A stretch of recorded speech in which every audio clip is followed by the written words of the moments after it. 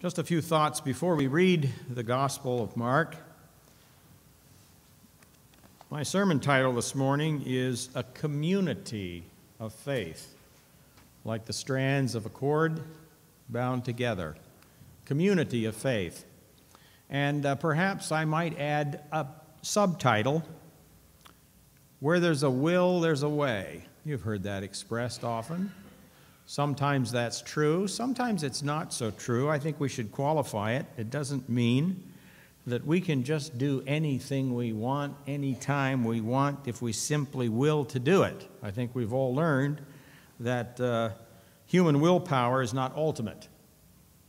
But that said, is it not often the case, as individual people, Christians, sometimes as churches, we're too quick to say, well, we would if we could, when in many of those cases the truth might be we could if we would. There are times when the question is not so much can we or even should we, but will we?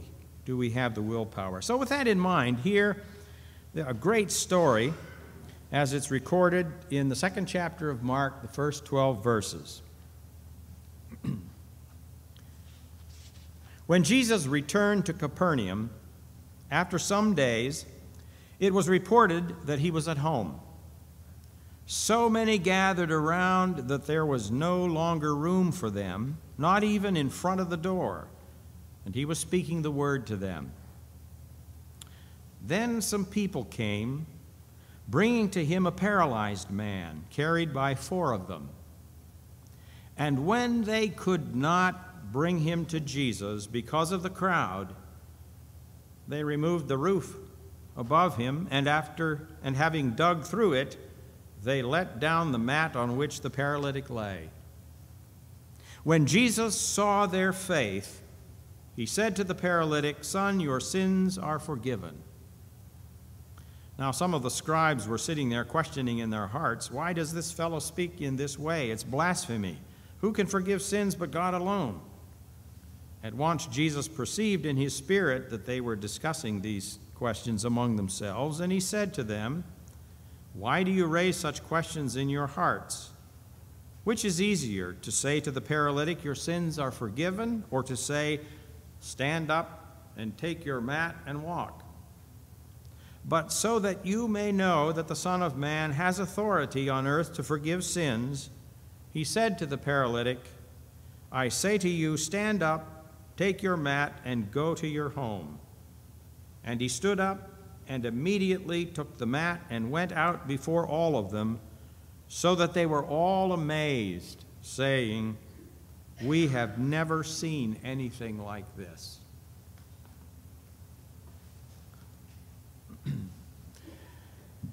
He was paralyzed. Do you know what that means? Do you know what paralysis is like?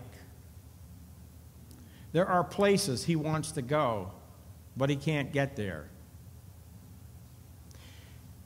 He would if he could, but he can't.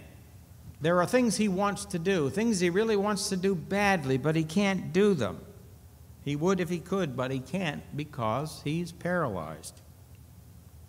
Now, I can imagine that he has heard about Jesus. The word of Jesus spread very quickly throughout the whole region, especially after he healed the man in the synagogue. Shortly after that, he healed many people at the home of Andrew and Simon, and then he healed a leper.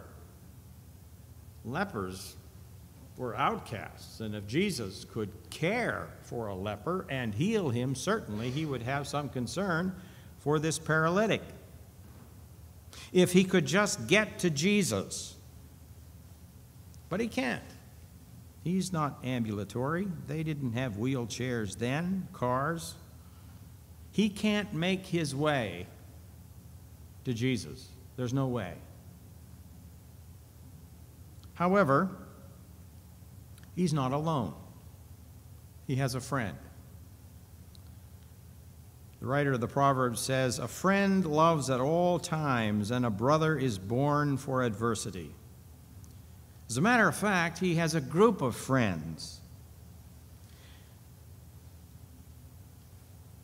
they come together like a cord, individual strands. And together they're able to do what no one of them alone could have done. They come together and they commit to their friend, and they commit to each other. They combine their strengths, and they cooperate, and they collaborate, and they become a community of fellowship and partnership and participation and practice. They become this little brigade of faith doers. English philosopher Edmund Burke talked off and on about the little platoons, and talks about how very often these little platoons here and there are able to accomplish much more than just mass movements. The anthropologist Margaret Mead said this, quote, "Never doubt that a small group of thoughtful, committed people can change the world. Indeed, it is the only thing that ever has."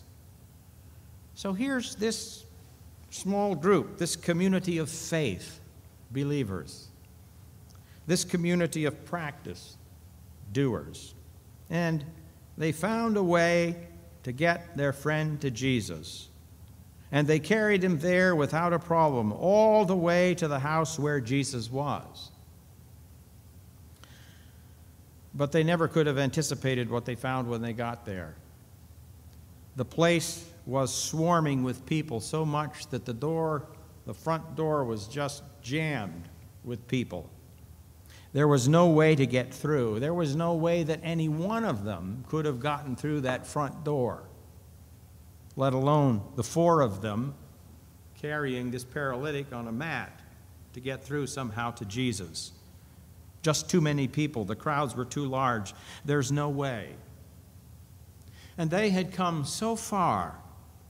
They had worked so hard together. They had held such strong hope.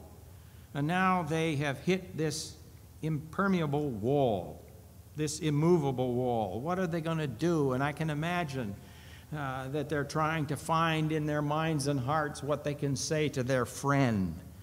Friend, you know our hearts. We've done our absolute best. We have really tried, and you know that. But it seems now that there's nothing more we can do. You know, we would if we could, but we can't. I mean, we just can't.